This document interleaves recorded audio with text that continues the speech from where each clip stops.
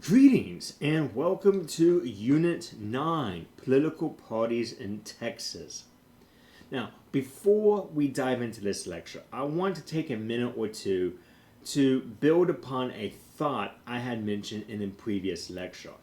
This idea of branding or labeling the other side as an enemy. You may recall that an opponent is someone that we push against, someone that we strategize against, someone that we want to win against. Versus an enemy which we seek out to destroy, to annihilate, to kill, because our survival is at stake.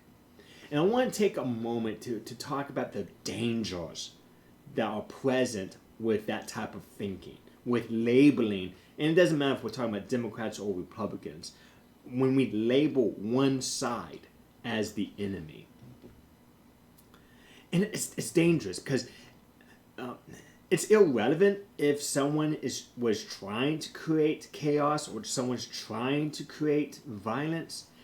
It's irrelevant because when you label the other side, you are evoking violence.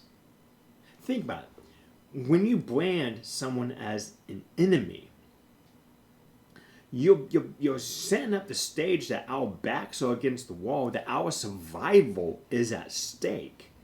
And when we do that, as humans, we fight. And that's dangerous. If I were to summarize this, or try to put this in a phrase, it would simply be this. If there's ever a reason that all candidates, elected officials, and previous office holders should meticulously watch every word they utter, it is simply this one reason. And I quote, "A war of words precedes a war of bodies."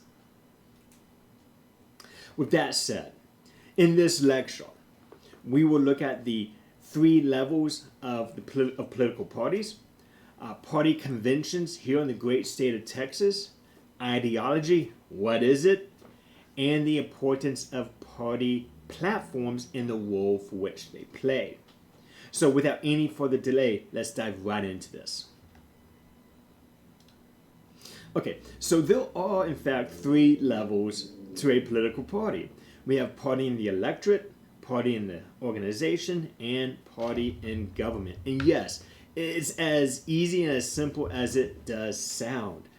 Party in the electorate is referring to those who vote, voters who identify with a political party. Party in the organization are the activists, the volunteers, the leaders that make up the political party. And party in government, these are the members who are elected by a political party, or should I say by us through a political party, right? That are in government that represent us. But with that said, let's take a deeper dive into exactly what they do and what we're talking about here. So party in the electorate. These are the members, as I said, of the voting public who consider themselves to be a part of a political party. Okay? And you may ask yourself, why do we care? You may be asking yourself that question. And it's simply this, because parties want to build a permanent and stable presence among the voters. If there's one thing I want you to get out of this lecture, it is this. It is the fact that every political party, and I do not care if we're talking about Democrats, Republicans, I do not care if we're talking about political parties in Europe, Latin America, Asia, wherever. The number one goal of every political party is to elect their people to public office. That's the number one goal. And everything that a political party does, everything from recruiting volunteers to recruiting candidates to fundraising to creating unity, all this serves this function of getting their people elected. That's how important this is. So we care about this, they care about this, because they want to create a stable coalition of voters that can win elections to get their people elected. That's the critical component here. That's the reason why we care. Let's move on. So, party and the electorate continued. The party and the electorate make up the majority of the voting public. Okay. Even independents are leaners. So when we say independents, we are talking about those who are classified as moderates, or those in the middle of the road, to use that terminology. So what exactly is that what we're referring to? Well, these are individuals who are in the middle that could lean, or do lean, a little to the left and maybe a little to the right. In some cases, maybe sometimes both at the same time. And this is what I'm talking about. Maybe an individual is a physically conservative, so they agree with the Republicans about spending, but socially they are a liberal, right? Or they agree more with the Democrat. But so what we see here is this kind of, they see merit in both sides, right? That's what we're talking about here. And when we talk about independence. So party identification. We mentioned it earlier in a previous lecture, that party identification and party affiliation, this helps us with voter fatigue, right? And it does, right? This helps us. This guides us in casting our ballot. When we see that Republican or that R or that D by someone's name on a ballot, it helps guide us on who we should vote for, right? So selection of party in the first place can be based on single issue positions. You know, everything from gun control or gun rights, pro-life, pro-choice, laissez-faire, more social programs, whatever the case may be, right? Our selection of a political party is based on, or it can be based upon, these issue positions and ideology, these core beliefs that we have. More on ideology towards the end of this lecture. And thus, voting your party can be considered a shortcut rather than a blind act. And some critics may make the assertion that, well, if you're just simply voting, all Republican or all Democrat, you're blindly voting for a political party. And I will push back just a little on that thought, on that assertion, and say this. If you've ever wondered, or if you know someone who's wondered, what is a Democrat, what is a Republican? In short, this is an easy answer. It really is. Download the Democrat Party platform, and download the Republican Party platform. These platforms are statements of belief. These are core principles for which they hold dear. Right? This defines who they are. And if you, as an individual, can pick up both documents, which they can be downloaded from the internet, absolutely free, it's very accessible to people. You just have to Google it. But if we download these documents and we read them and we ask one question after reading both of them, which one do I agree with more? Which one does my belief system match up more? Which one do my ideals match up more?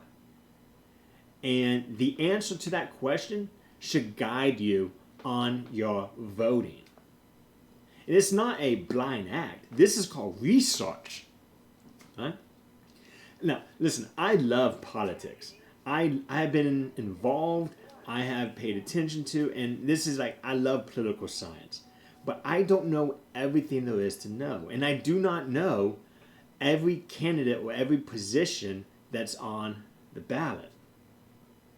But since I know what these two platforms say, this can help me when I go to the ballot box, when I am faced with a 13-page, 15-page ballot, while I haven't researched every individual, simply because I know the party affiliation and I know what the two parties stand for, I can make a good judgment based upon my belief system. Does this make sense? I digress. Let's move on. So, party and the organization. This is the formal structure of the political party. Okay, so we are literally talking about the activists, the volunteers, the leaders that make up the political party. Okay, I have served at this level before.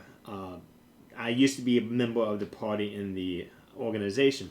I had to stop because of graduate school. Got too busy with school.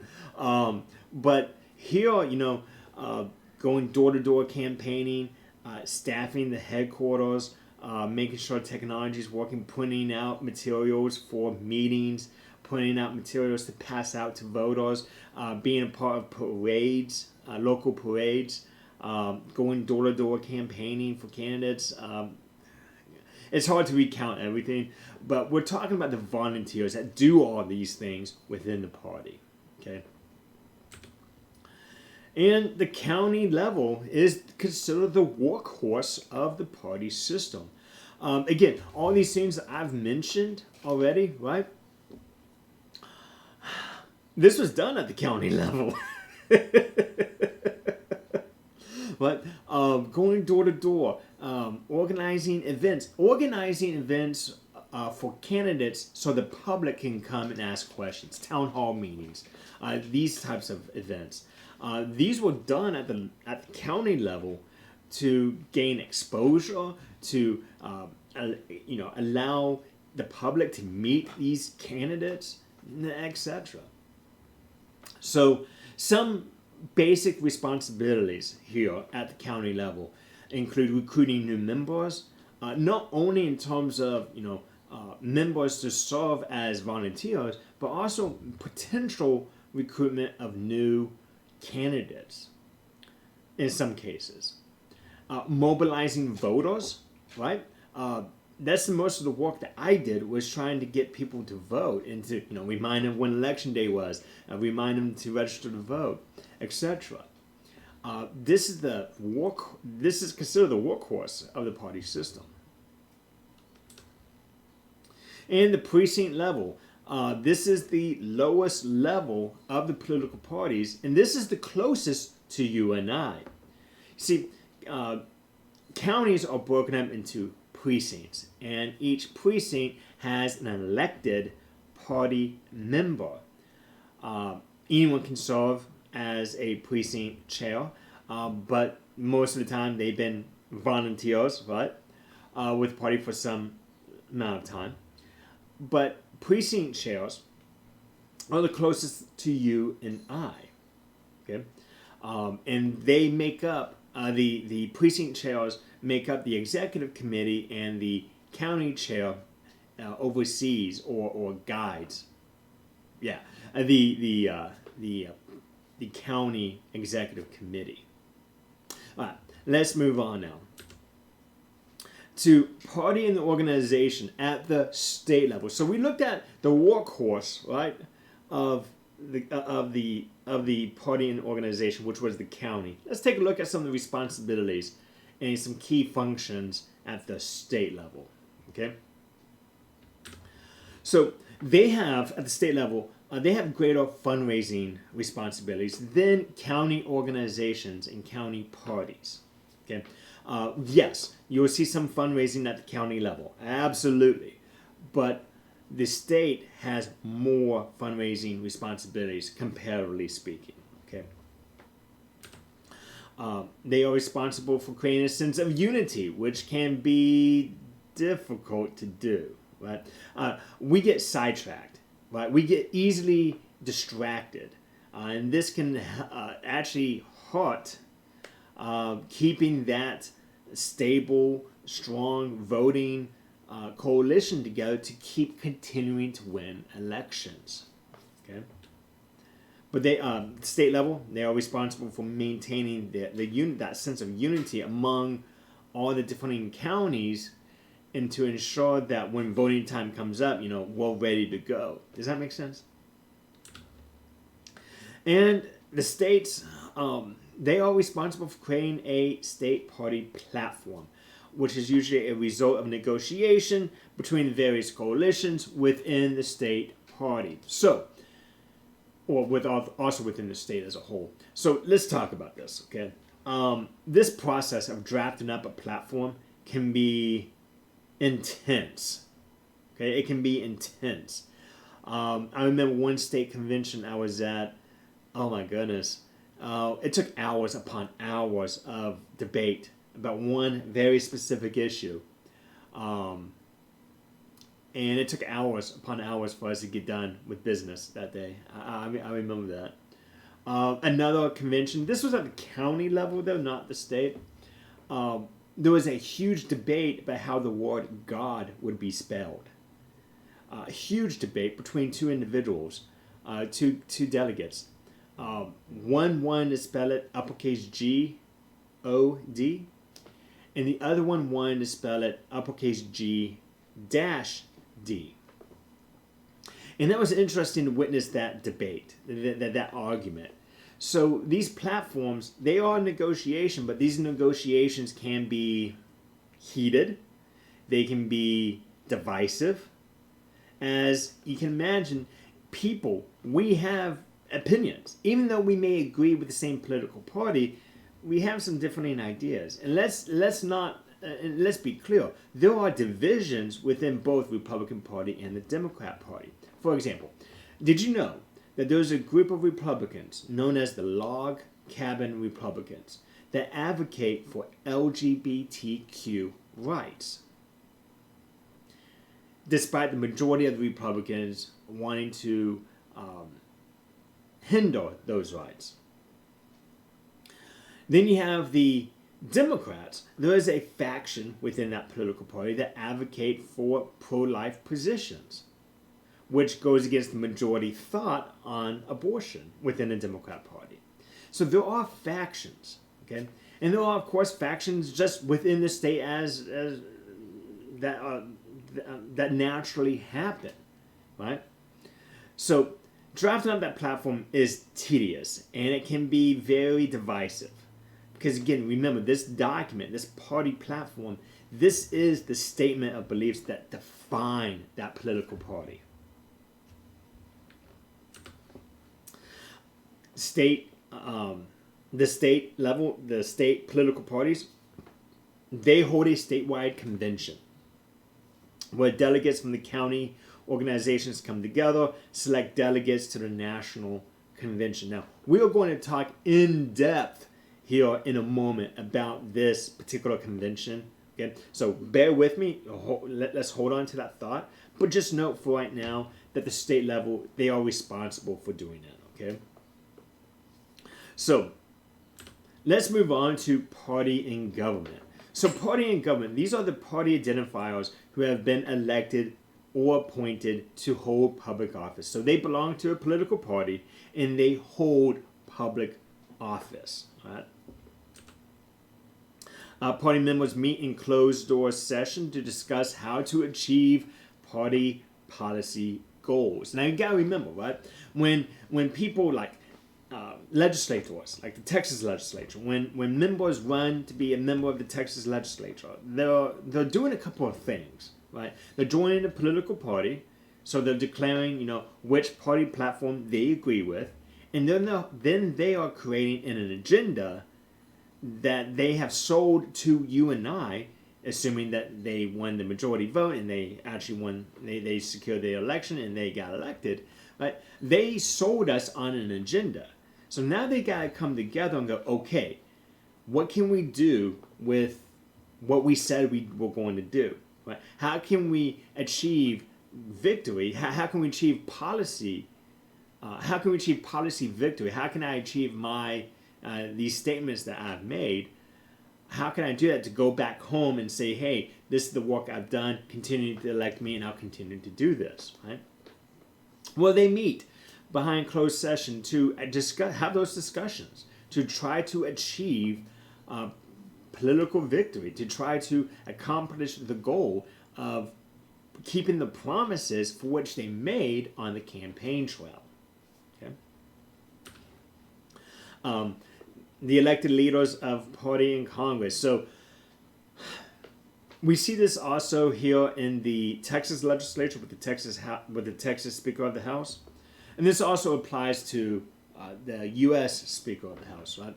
So, assuming like the Republicans, like for example, here the Republicans in Texas, they've dominated the Texas legislature since about what 2002, somewhere in that range. So the party members, the members there, the party and the government, right, that are there, they work together, they come together to elect this Texas Speaker of the House. Now, of course, the Democrats are involved in that process, but let's just be clear, the majority belongs to who again, right? And the same thing happens with the U.S. Congress, right? They get together, whoever the majority party wins the U.S. Congress, they come together to elect the Speaker of the House. Right? So the members, the members of the House, right, that belong to which political party has a majority. That's what I'm trying to get at. Let me know if that makes sense. All right. So continuing on with this thought, right? Because of the separation of powers principle, party in government poses challenges to maintaining party unity. And one of the reasons for this is because differing constituencies. Think about this one for one moment, okay? Let's think about this one for a second. So, Texas, 254 counties, right? We're broken up into several congressional districts. We're broken up into several, actually over 100, right? House districts and 31 senatorial districts, right? For the Texas Senate.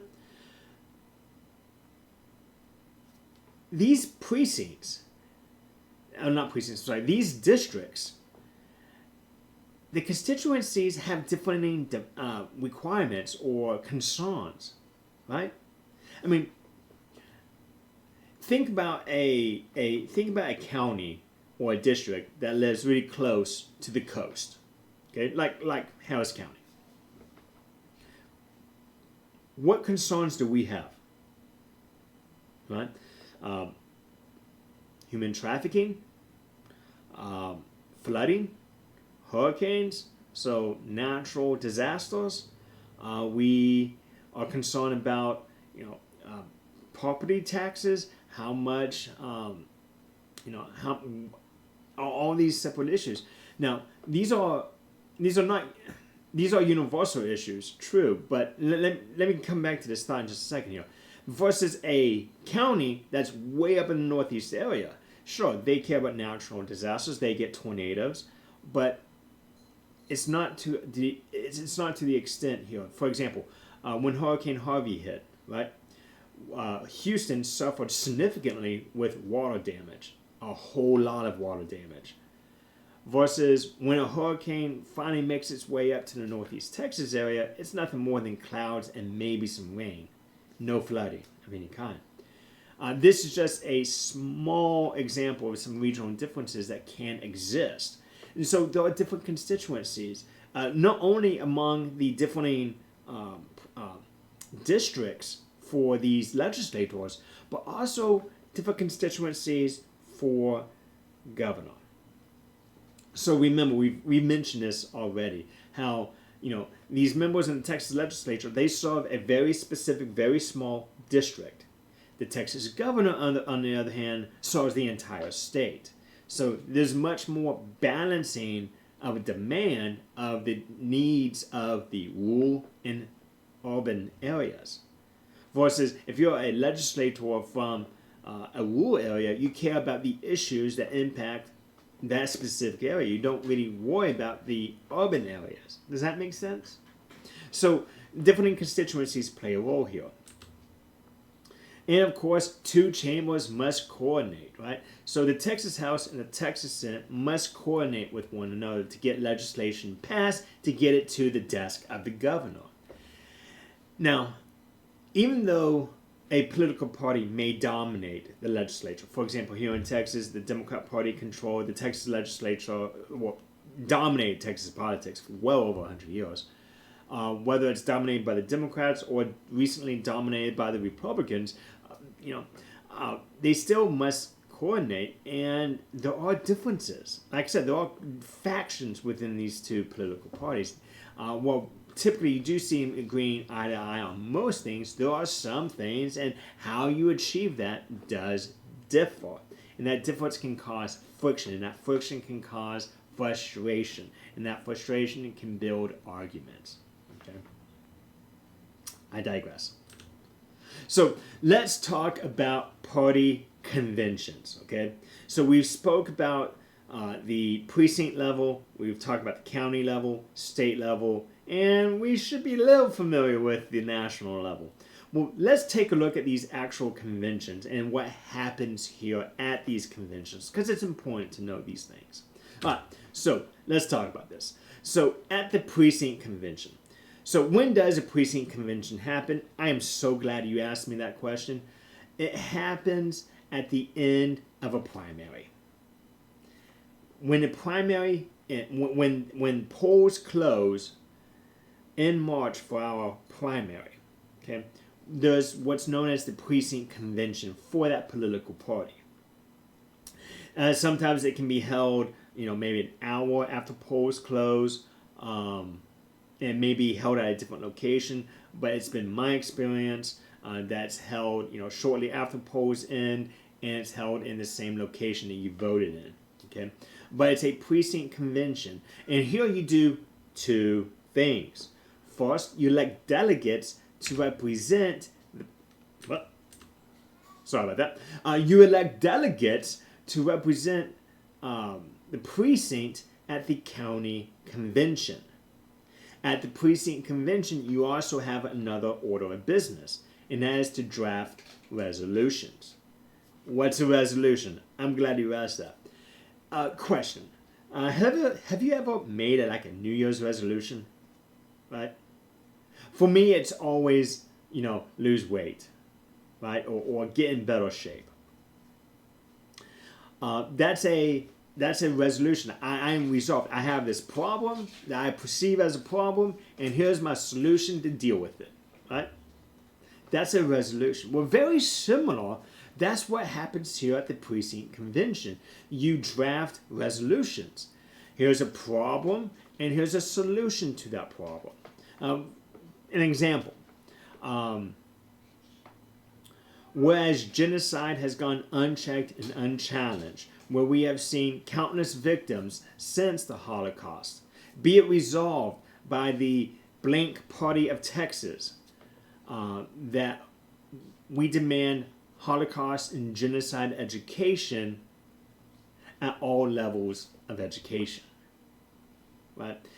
There's a problem and there's a resolution to it. Okay, very similar to how we make resolutions at New Year's. Right?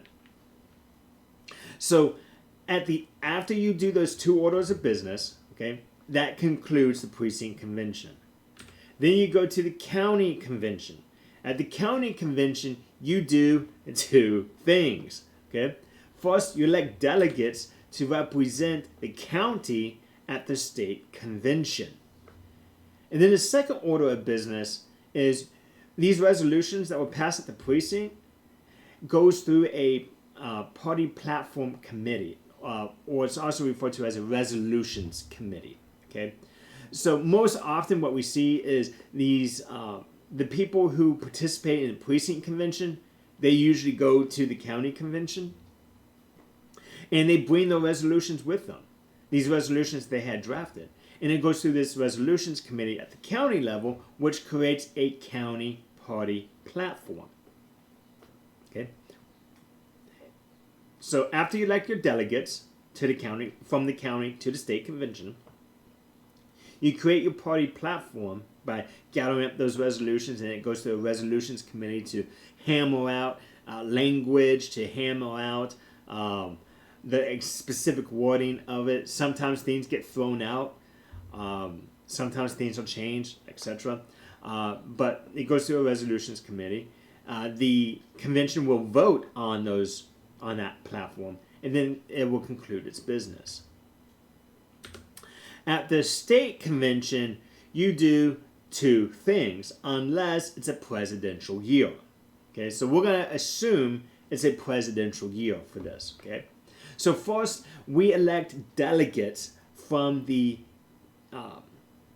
state convention to represent the state at the national convention. Okay, and then we create a state party platform. Those resolutions that originated from the precinct convention, and those resolutions that went through the resolutions committee at the county convention, well, those can go through all the way up to, because most of the time these delegates at the county convention go to state convention, and they take the resolutions with them, and they build the state party platform through what's known as a resolutions committee, exactly, at the state convention, and they form a state party platform. Now, I mentioned all this already, but this platform is significant. Okay, it's very significant. It's here where you will have debates. You will have heated arguments over what should be in the party platform. Should it be tougher on this one issue, or should it be softer on another issue? And there are a host of opinions everywhere in between those two thoughts, and that's hammered out here. It can be intense. It can be, as it's a negotiation, right?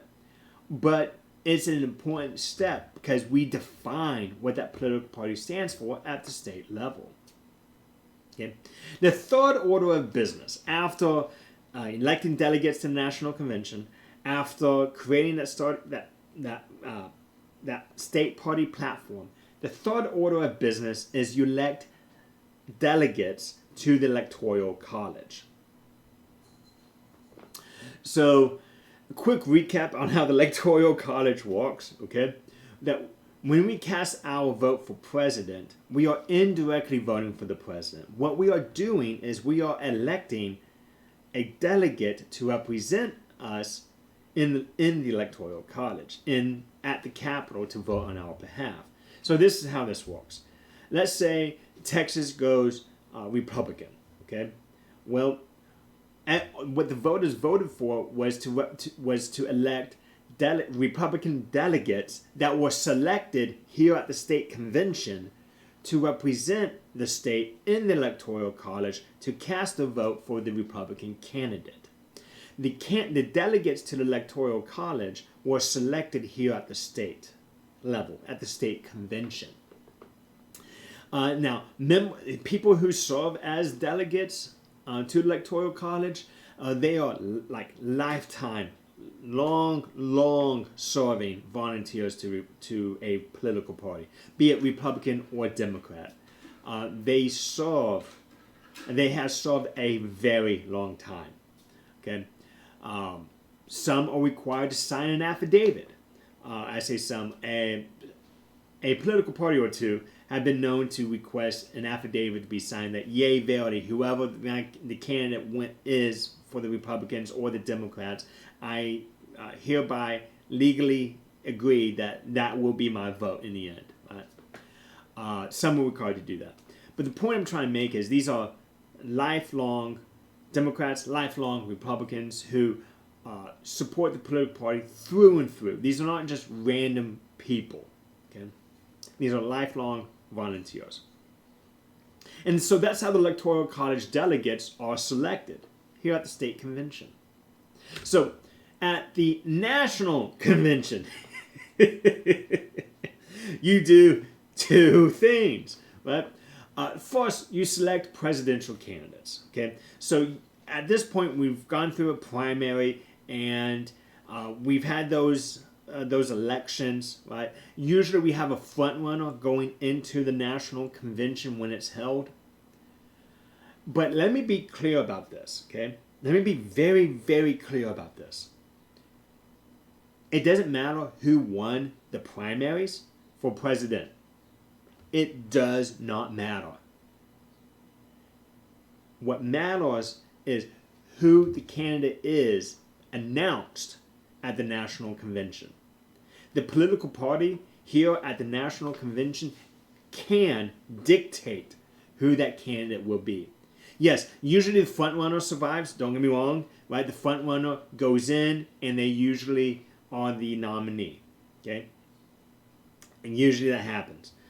But just to be clear about how the party works, the party has the authority, has the capacity, has the ability to go, okay, that's the front runner. We do not like that front runner. So no, we're going to choose someone else. This can happen at the National Convention.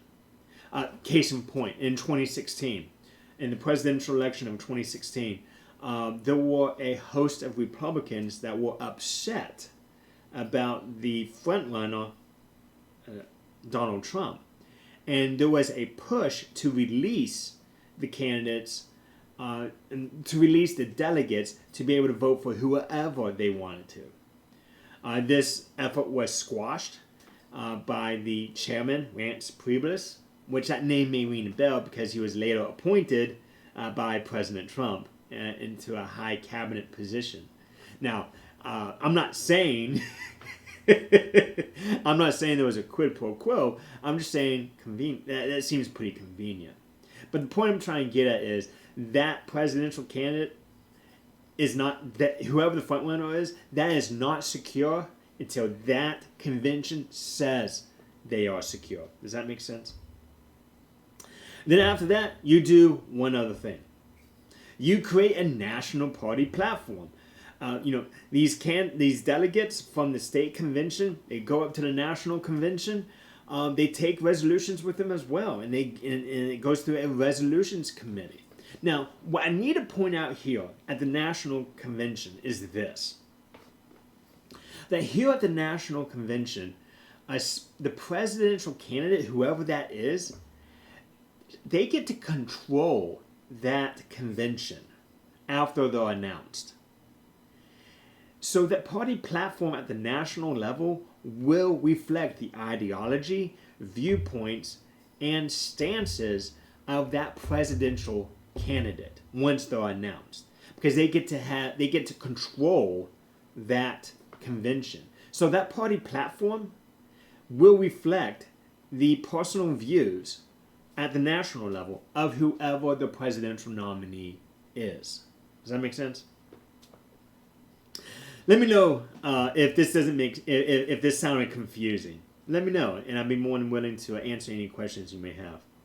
All right, so before I forget to mention it, I actually forgot to mention this. So grassroots, we've heard of grassroots before, right? Grassroots movements. What are we referring to? Well, grassroots, we are referring to efforts done at the very local level, at the precinct level. So grassroots movements is exactly this. We see change, we see activism at the precinct level, and it moves all the way up through the county, state, and national levels. To quote Drake, started at the bottom and now we're here. Let's move on to ideology. So, ideology. We got a lot of ground to cover here. So liberalism. What is a liberal? Because this gets thrown around quite a bit. Just like what is a conservative? That gets thrown around quite a bit. So let's dive into this. Liberalism. This is an ideology. These are people that advocate for strong civil liberties and social progressivism. What does that mean, right?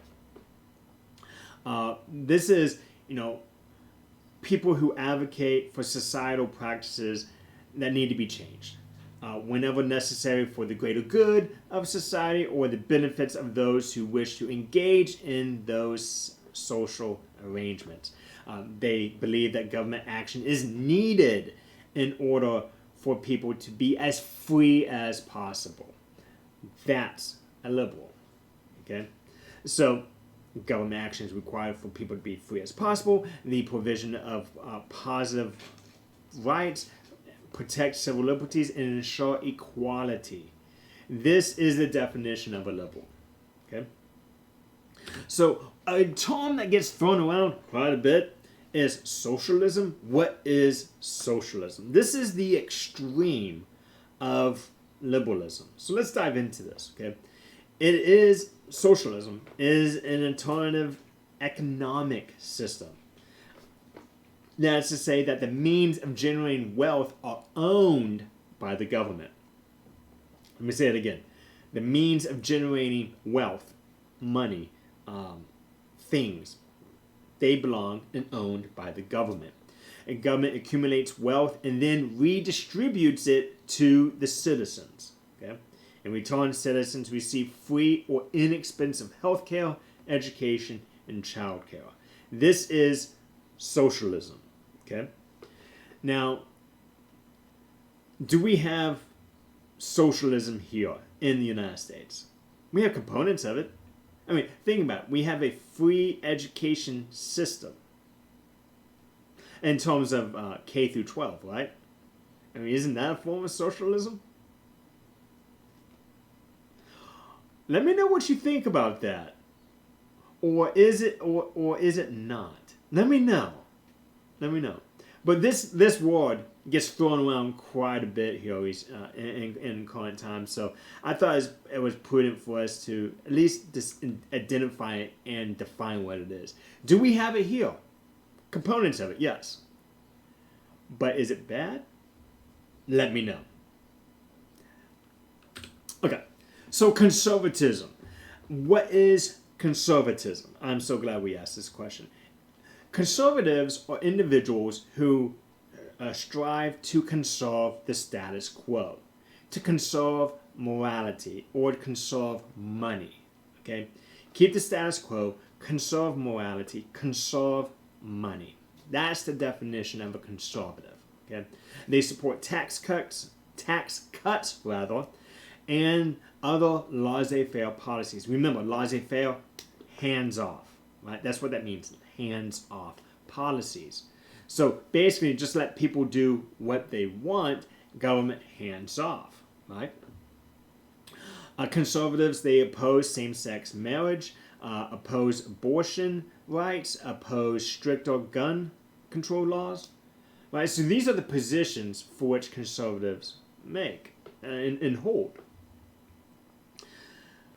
So let's talk about the other side. We looked at the extreme of liberalism. Let's take a look at the face of the extreme of conservatism. Okay? And that is fascism. So we're going to take a look at a number scale here, a number line here in just a second. It kind of help us to understand this a little bit more in detail. But liberalism, the extreme of liberalism is socialism. The extreme of fascism, the extreme of conservatism is fascism. Right?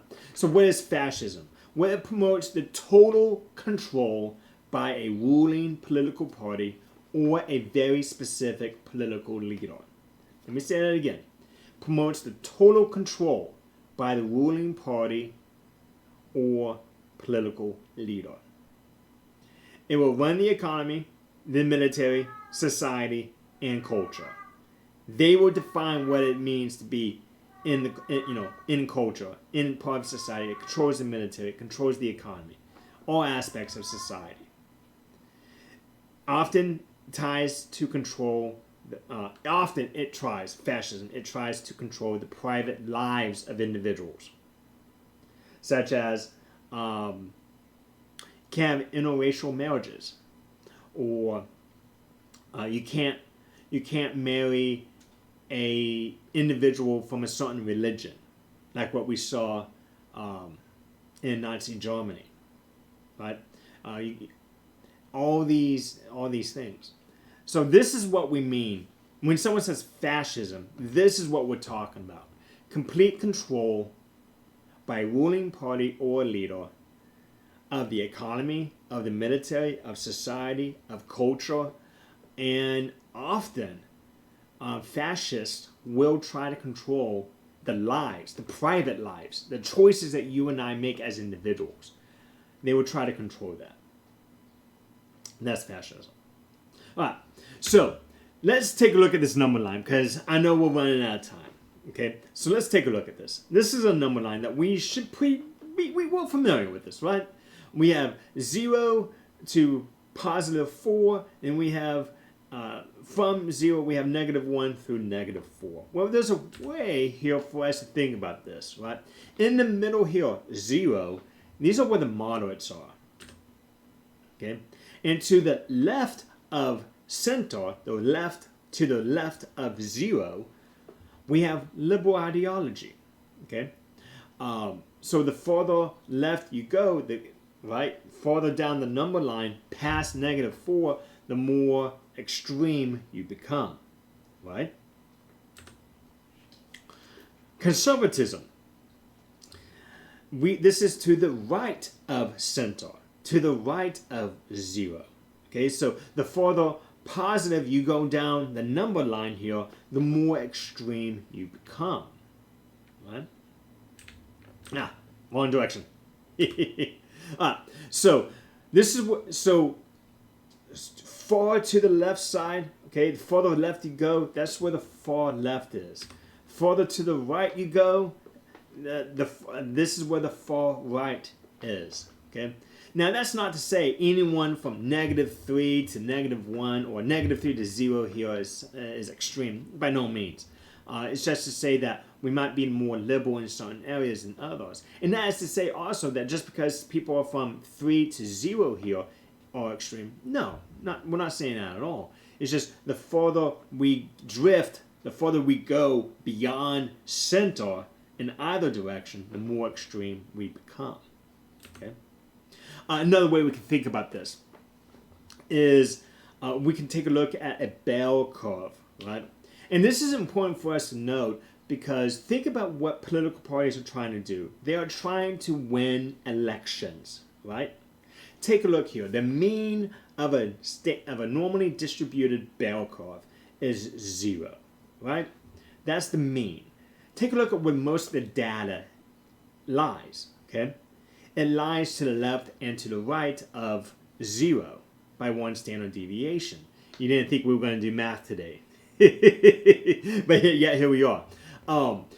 The majority of the data stays within plus and minus 1 standard deviation from the mean. What this means for us, pun intended, is that political parties need to attract where most of the people are, which is here, between -1 and +1. That's what political parties need to gravitate towards to win the most votes to get the people elected. The problem that we see, a problem that we could see, is when political parties don't try to meet people that are in the middle at the mean of 0. Instead, they're only paying attention to and they're only pandering to those on the far tails. That is second and third and beyond standard deviations from the mean. Okay, and that can be a problem. That can be a problem that we can see, is when parties only address concerns of these very few people, 2.1% compared to 34.1%. Okay, when a political party is only concerned about that, that's when we get into problems of extremism on both sides. And let me be clear: both sides are guilty of engaging in some form of extremism. Okay, that's not to say that we should just ignore it. By no means. We need to address it. And one of the ways that both political parties can address it is coming back here to the mean of 0. That's all I'm trying to get at. All right, so let's wrap this up with a quick discussion about party platforms. Okay, a party platform is a statement of principles and purpose issued by the political party. This is a statement of beliefs for which they hold true. Okay, you want to know what defines a Republican, how a Democrat is defined? Read that party platform. I've already mentioned that. It is a rallying call for the base of that political party. It is. It truly is. That platform acts as an anchor for the base, for those who identify as a Republican or as a Democrat, for those who identify within that political party. It anchors them. It gives them a document and go, hey, I support this and I'm willing to advocate for this. I'm willing to donate money for this. I'm willing to advocate and spend time on this. It also provides a system, a mechanism of accountability for elected officials. You say you're a Democrat, yet you voted consistently on non-Democrat issues. We are going to hold you accountable for that. Republican, you said that you're a Republican, you ran as a Republican, but yet you didn't vote for Republican principles. So therefore, as members of the electorate within that party, we're going to hold you accountable because you did not uphold the platform. So this platform is a statement of beliefs for you and I to analyze, for you and I to understand and to judge both political parties. It's a rallying call for those who belong to that political party, and it's a mechanism to hold elected officials accountable. Now, that's a lot of ground to cover, and I'm glad you made it through with me. As always, if there's anything I said that doesn't make sense or you have any questions, please feel free to reach out to me. And until next time, peace.